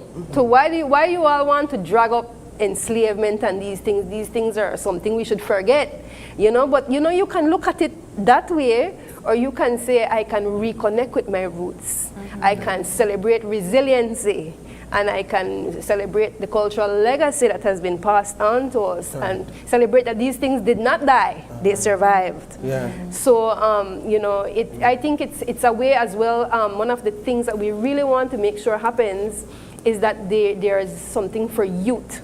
And I noticed that the National Creole Council, again, this year, they're taking out the traditional games.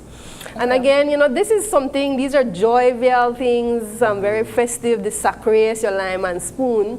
But the less known ones, the Brock Macachista, and the Why Miss Lady out a ring, and all the ring games, you know, I mean. We also have the tour, Miss Gibby. Right, oh yes, we also need to mention the tour. We have a tour that will run from EBOE Festival. This is a heritage tour, and it will make several stops along the way to the Museum of Belize, where you can then visit the enslaved exhibit there, along with the staff from I did the tour last year at the event. I really enjoyed the tour. Did you know some of the buildings that were featured as part of the colonial history? Only because I did a story on it like a week before. I gained some knowledge on the significance of certain areas to this history and heritage. One thing that struck me with that tour last year, and again, you know, we work at it, so we take these landmarks for granted sometimes, but you know, we were there on the tour, and I did a couple runs, and I remember arriving at the museum and then having a mom and her children say, you know, we never came to the Museum of Belize. Yeah. Wow, look at this place. This is so cool, you know.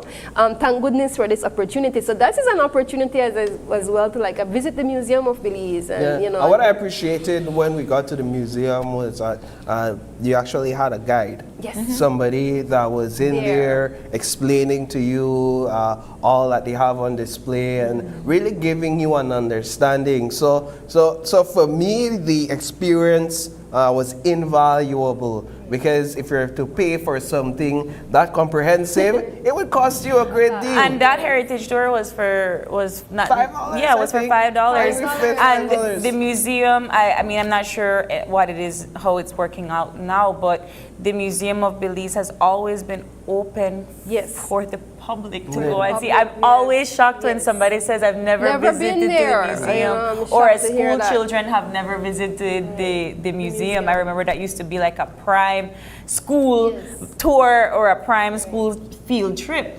So I'm really happy that the heritage tour is And what's the cost of the tour this year? It's the same $5, right? Yeah. So you know, you can catch it's not the train this year, it's a van, right? It's a van, but you catch the van and then you make your way to the Museum of Belize. And this is something I think that the children will really enjoy. I remember last year there was a teacher, I believe from Belmont, Miss Emily Martinez, and she had seen some of the kids. They were at the EBOE Festival. I think the football made done, everything made done, and they were kind of trying to look for something to do, and she paid for all of them to go on the heritage tour, and I was so blown away by the fact that they enjoyed it, but they've also never been on a train tour.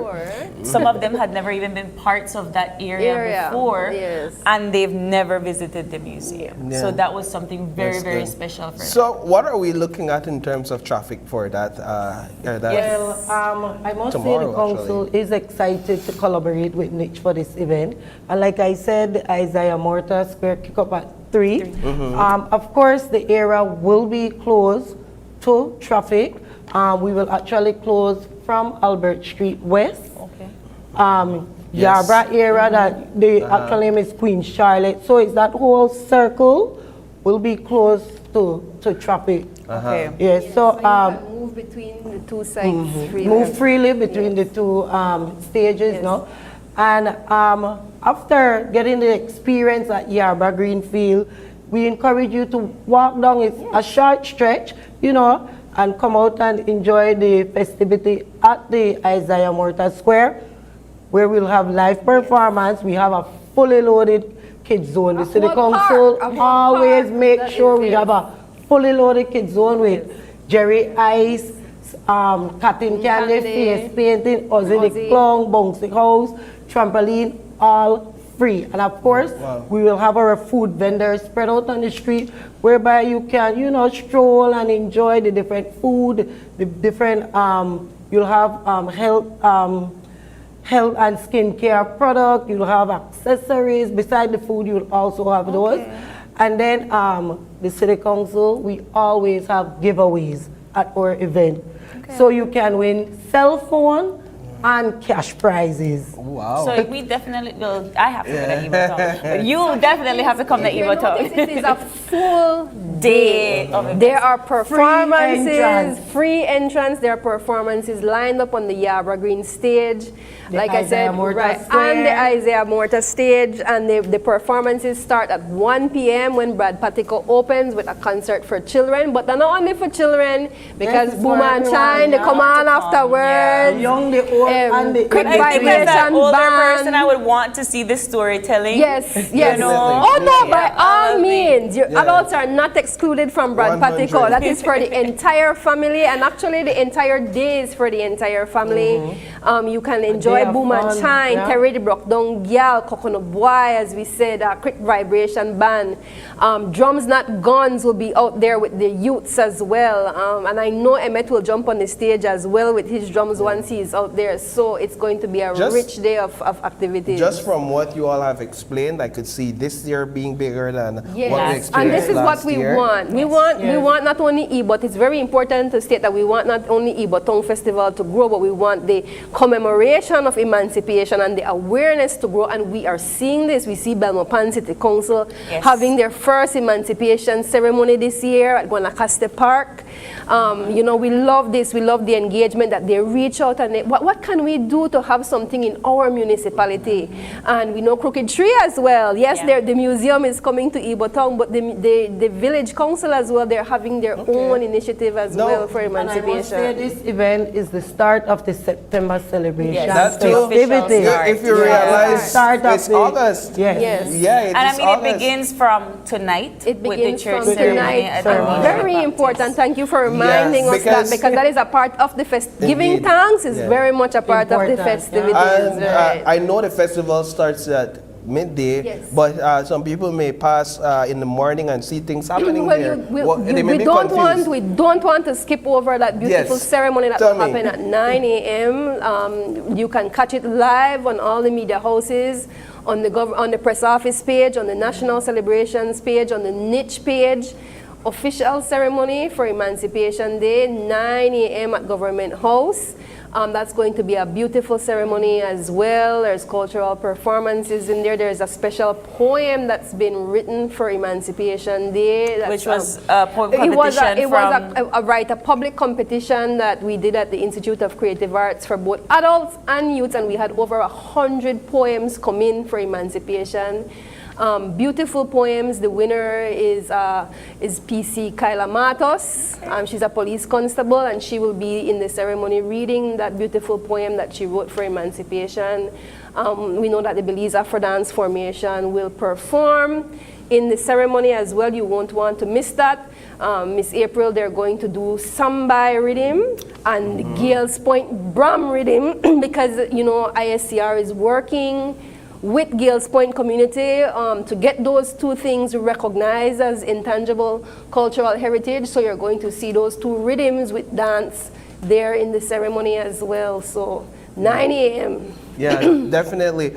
For me, the appeal here for these festivals is tapping into my roots and my heritage. Absolutely. For me, that's the appeal. Yes. I want to leave understanding a bit more about my history, where we've come from. And I feel like if I leave with a better understanding, that the goal has been accomplished. And I appreciate this more. Well, ladies, thank you all so much. As we wrap up this segment, just closing off the time, when, where, expectations for viewers. Tomorrow, August 1st, Emancipation Day, EBOE Town Festival happening at the Yabra Green and the Isaiah Morta Square from 12 p.m. to 8 p.m. Wonderful. Come out, enjoy the live entertainment, the free kids zone, the storytelling, the food, and much more. And don't forget the giveaways from the council. All right, that's right. You got it. And we, of course, are going to be covering some of that later on. But thank you, ladies, so much. Tomorrow is Emancipation Day. It's an official public and bank holiday. And, of course, join us at the EBOE Town Festival. We do got to take a quick break. And when we come back, Dara Robinson will be in with us to talk about his next fundraiser. My bad. Emancipation event. Actually. Yeah, there is an Emancipation event with the Lucky Dube concert. You don't want to miss that. We'll be right back.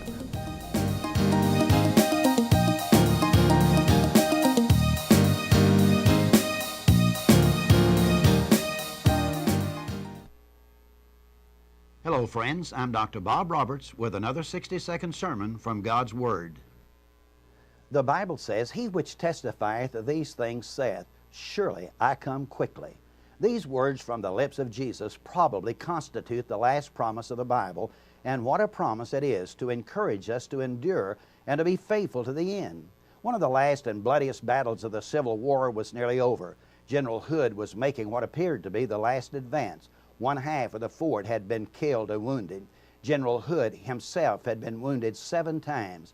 It appeared all hope was gone, and it was time to surrender. However, at that lowest moment, a courier came through with a message that said, "Hold the fort, I'm coming," signed W.T. Sherman.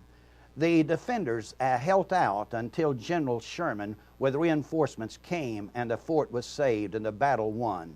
Sometimes you, as believers living in the cities, the towns, and out in the remote villages, feel that you want to give up and surrender. But let me encourage you to endure hardness as a good soldier of the cross of Jesus Christ, and to remember that He who never saw a sick person He could not heal, a dead person He could not raise, a storm He could not calm, a sinner He could not forgive, gives us this last promise in the Bible, "Surely I come quickly." So hold the fort. The King is on His way. Today's 60-second sermon has been presented by Christian Foundations of Faith in cooperation with the Baptist churches in your area. Mi nombre es Abel Correa. Soy barbero y soy dueño de Usar Barbershop aquí en San Román, Corozal. Aquí en mi negocio usamos diferentes tipos de pago. Tenemos Belize Bank Online Service, eCash y en efectivo. Este servicio me ha ahorrado mucho tiempo de ir al banco a hacer transacciones, transferencias y pagos también. Yo recomiendo 100% Belize Bank Online e eCash porque te ahorra tiempo y dinero.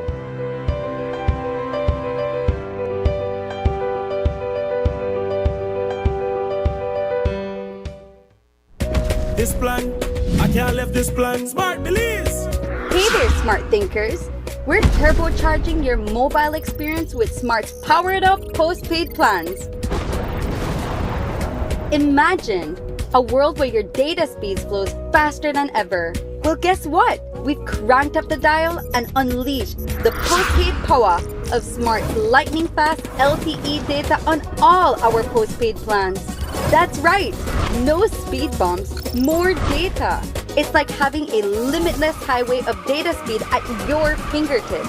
Whether you're a Lone Ranger with an individual plan or a squad rolling with a group plan, everyone gets to surf, stream, and share at enhanced, full, high-quality speed.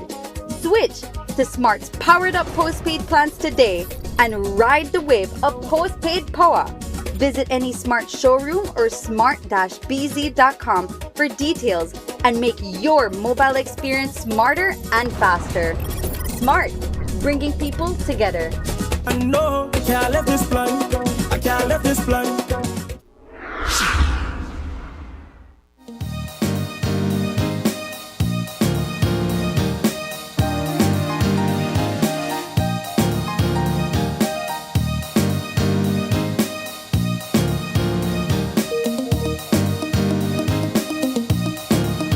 Welcome back. This is our third and final conversation. We have joining us on set, no stranger to Open Your Eyes, Mr. Dara. He is in to speak with us about a lot that's taking place. Yes. Mr. Dara, you've been a busy man. Yes. You continue to be a busy man. I hear right now you got raffle to go on. You got bike ride. You have the bike ride that you had to postpone. And now we're talking about Lucky Dube tribute. Right? So let's start first of all with the ride and what happened that we had to postpone the ride. Well, I may do the ride from the 21st of July. This is a ride against hunger, correct? Right, Hungarian is right. Yeah. But due to constant rain, like when I get up 4:35, the rain wasn't hard, but it was constant. Yeah. Up to like the starting of the ride, right through till 9 o'clock the rain, so I decided for me postpone it. Because if we are doing a ride, we don't mind take off in a clear sky and then get wet. But people don't want to come out of their bed in the rain. But people was out there already, the police was out there, the music was set. You have some people when may brave it, but I myself for the planet know that it never may profitable for me on the ride, you understand? 'Cause a lot of people may never come. Now, why I did do it before the Lucky Dube tribute. This over the years I used to do, I'm very tired in for me. But one beauty is we cut down the ride from 41 miles to 21 miles. Makes sense. So I know I could do it, find the energy in the evening and do the Lucky Dube. But there's a lot going on, God's spare, and with the grace of God and good weather, it's going to happen. So the first, the other thing then, when is the ride? What day is the ride? And I think that will answer my question. The ride is question. Sunday, the 4th of August. We start registration 5 in the morning. They want to say 10:30 out there, some young lady and they under the 10 and they register. We should take off sharp 6:30 from in front of Civic Center. Of course, with police escort and ambulance and everybody. We leave Civic, we take on left into the Palote Junction there, really roundabout, up the Philip Golson Highway, where we take another left in front of Sky after we pass through Ladyville, into the airport road, a left into John Smith, where we go the whole John Smith, left into the 8 Miles community, where we take 10 minutes break. From there, we continue George Price Highway, round the roundabout Palm Boulevard, and we finish the back to Civic. Now, we charge one small registration fee of $10 for adults for register, $5 on kids and pay, because kids now they come plenty on the ride. With the experience, if you don't want to bring no kid, not left them to the massive of the world, ride it then. If your picnic too young, I would advise you not bring out they can punish. You could catch the ride from all about. If your picnic, you could wait at the boulevard where we can turn and put your kid and make them ride. Because a lot of kids hype for this ride. I mean, I had parents who call me when I postponed. I said, boy, Dara, my daughter no sleepy. You wake me up and say, Mr. Dara, ride, but I couldn't do it. But we got some lead rules, like I said, over the years I find out that some of the senior youth that we come and like shoot. It's not a race. No, that's right. Basically, Michael Lewis run for how far? Like probably 12 miles per foot. Run with that ride there. So we know we they go at a decent speed. Yeah. And we make sure that the truck, the front, control the pace, and if I feel like I go too fast, I will tell one of the cyclists, please go and tell that truck man slow down for me. But I try to keep it that everybody, like I tell us some of the youth that like shoot out at the ride. One of the rules of the ride, you have to stay within the police vehicle and the ambulance back. That's where we responsible for your safety. And think, of course, we have got police escort, one per cycle for control the traffic coming and going. That's one of the rules. With the ask that you borrow a helmet, no, you don't need no top racer bike. You just need a bike where good in a leak condition for do 20 miles. We also, if somebody get punctured or the cramp or anything, we have one truck for Habit and Habit where one day behind with some guys in there. You could pull out for the road and raise your hand and the truck will pick you up. Nobody feel left out there. Okay. In case you get one least spill and you get dig and you want thing, again the ambulance will be right there for whatever. Nice. Because I try to make sure we carry everything on the ride. And also with your $10 registration, entitle you to get your power aid, your water, your banana, you want to get that service from me.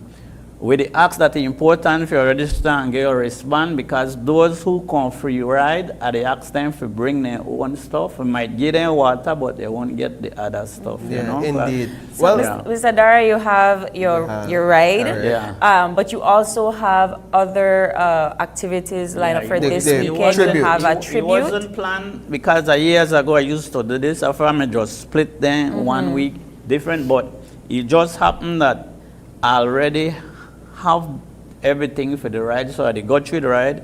Then in the evening, of course, from 4 o'clock, all roads leads to Big Birds Isle, where we pay tribute to one South Africa greatest reggae artist named Lucky Dube. 15th annual Lucky Dube tribute. Big Birds Isle. Yeah, be a nice event as usual. When I push anything, you could come out there, you don't have to worry about no slap music and no bad man tune and nothing but consciousness and Lucky Dube music. We bring in a band from Rolling Creek Vibration Band. Rolling Creek. Yeah, man. Rolling Creek. Yeah, Creek Vibration. You're the funny era right Yeah, there. man. Of course, my side. This band I'm bringing already for the all black, the ex-servicemen and people made the request them, but what they want to do, they want Lucky Dube special. Like the guy texts me and tell me you have 12 songs for Lucky Dube. Nice. So they want to do 2 sessions, one early and then in the night. Then we have one big song system, new wave song on the back it up. I myself on the show Lucky Dube on the projector. Live, you want to get to see the giant in action, the control the system. You want to feel like you're actually an actual concert. Yeah, man, that's one. Beside that, you know, we have reggae Dutch one, they provide music, Tony G, Mr. Frisco. We have some other youth who want early come out and play music and thing. Of course, no food and drinks. I got enough people that call me for get one space to can sell food and thing. Yeah. But people look forward for them event every year. This Sunday, Bob Marley, that 2 of my biggest events. This is on the same day as the ride, the 4th of August. Yeah, we start 4 o'clock and we go until...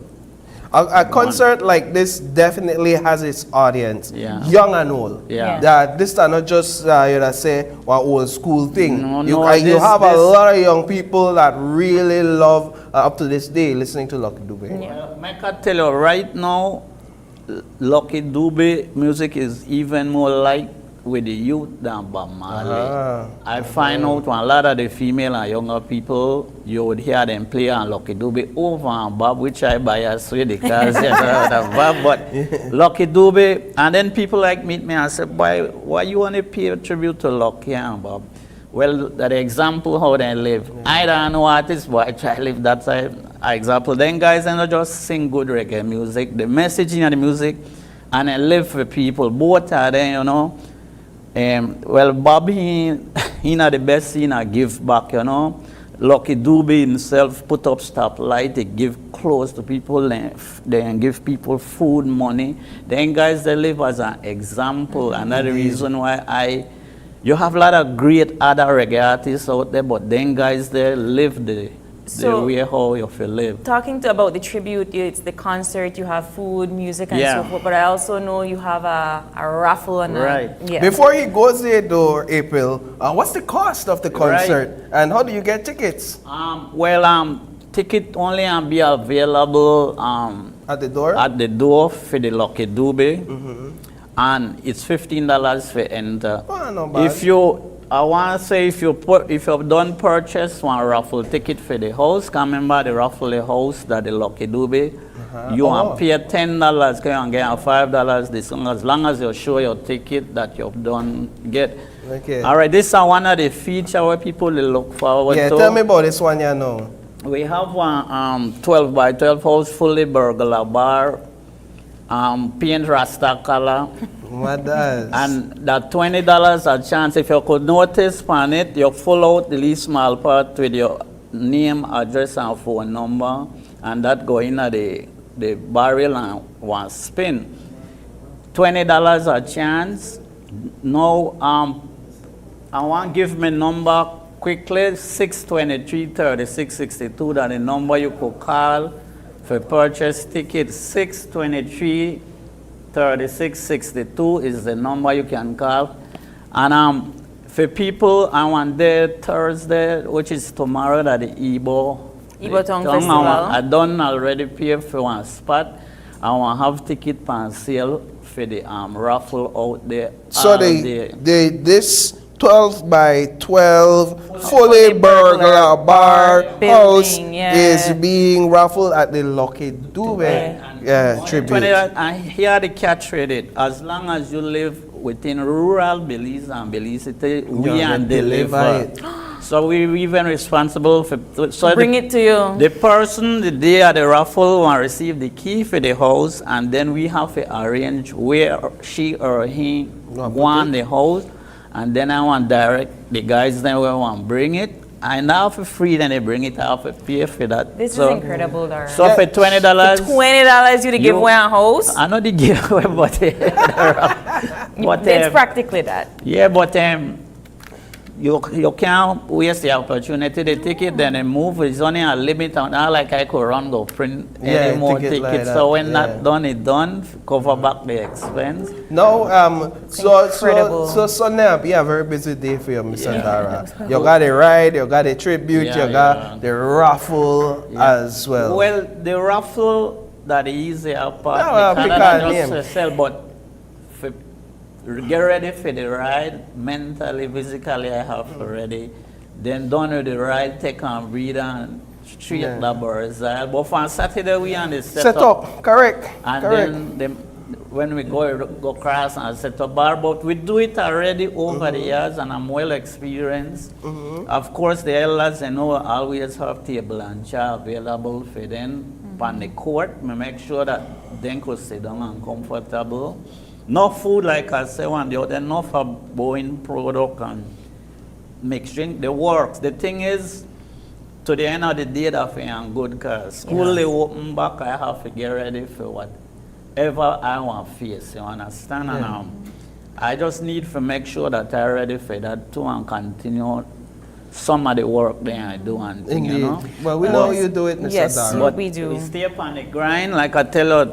This Sunday, the morning, we take off 6:30 sharp from front of Civic for the 11th annual Hunger Rainers Ride. And after that ride, there should take like 2 hours and change, so by 9:30 we should done. You got time if you go home, cool off, chill out, eat, and then hit Belizeans. So what time the tribute start? 4. The reason I started 4 o'clock because you have a lot of elders who come early, then come and then want take a few fresh cool one, eat, hang, and then go and then later on the party crowd they come. You understand? Nice. The people then will come for really check it out, but no miss it. I remember that only one time for the year I do Lucky Dube, so I want to come and enjoy it. Yeah, and Lucky Dube will be live on the big screen. DVD player on April. I must mention Miss Jackie, the Finnegan Market, she have shirt available for those people who want to wear the Lucky Dube shirt or maybe get a chain or thing. And Lucky Dube, I don't know if this the 3rd of August right here, one man making 60 years old. Wow.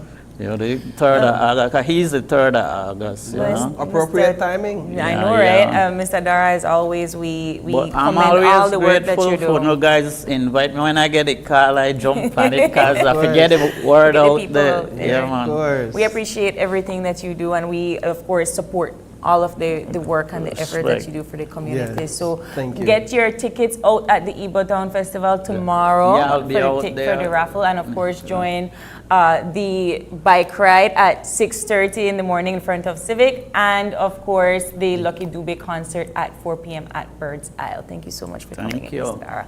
We're going to take our final break, and when we come back, we are wrapping things up. Don't go away.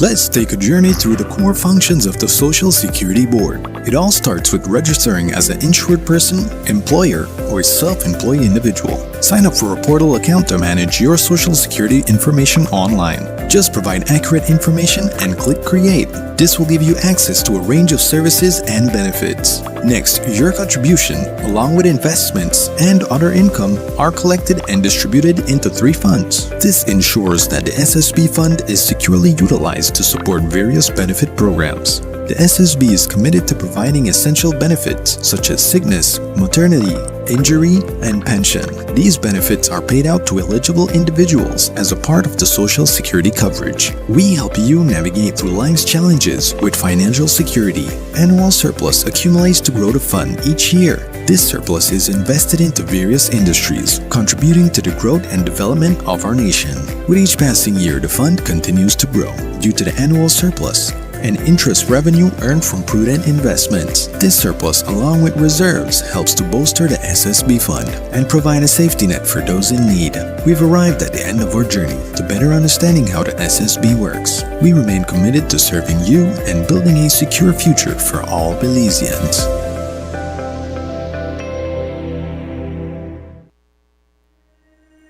Having issues with low water pressure in your home? Well, the Goulds ResiBoost Compact Booster Pump System provides the solution you need. This system isn't just any constant water pressure system, it's a product of Goulds Water Technology's next generation engineering and design. This easy-to-install plug-and-play system is more reliable, more durable, and more efficient at ensuring strong, consistent water pressure throughout your entire household. Take your water pressure to the next level with Goulds ResiBoost, available at Benny's. Quality and savings. My name is Monica Ramclam. I'm the proud owner of Wide Awake Cafe, and I bank with Belize Bank Independence Branch. The services I use the most is the Belize Bank eCash and the POS machine. Here at Wide Awake Cafe, we try to give customers a variety of payment options. When I went to open my Belize Bank account, the POS machine was offered to me. The service was very easy and fast. I only had to sign the papers, and the day of opening my POS machine was here and ready for customers to use. I would definitely recommend Belize Bank services to small business owners because it's very convenient and the customer service is excellent.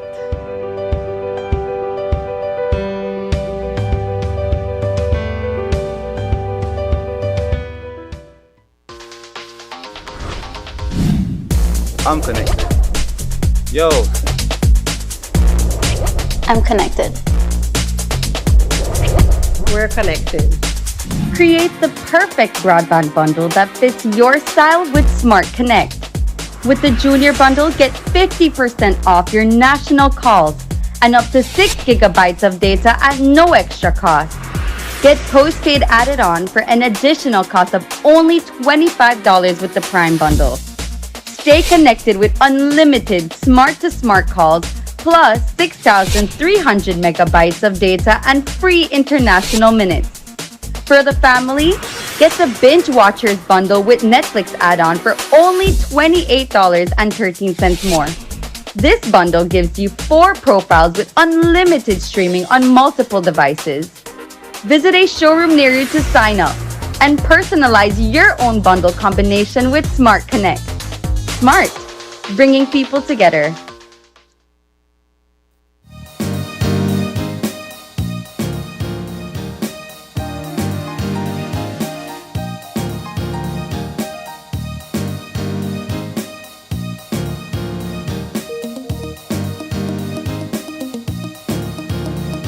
Welcome back, everyone. We are wrapping up our Wednesday morning show here at Open Your Eyes, and we just want to say a big thank you to all of our guests for tuning in, but a special thank you to you, our viewers, because without you, this would not be possible. It is July 31st. It is the end of July. They're done Christmas. Come to an end. They're done Christmas already. This is the end of the 7th month. This is the end of the 7th month, and if it is your birthday today, we want to say a happy birthday to you, right from all of us here at Open Your Eyes. But if you have a birthday shout out or just a question or a comment, you can drop us a line right here at oie@channel5police.com. You can also catch us every single day, well, except for tomorrow, because tomorrow is a holiday, on Facebook at Open Your Eyes BZ. And check out our highlights on Instagram at OYE Belize. As Paul rightfully mentioned, tomorrow is a holiday, but do us a favor and join us again on Friday morning when you open your eyes. And start your morning right. Be sure to keep your eyes, your minds, and your hearts open. We'll see you soon, Belize. Have a safe and wonderful Emancipation Day. Bye.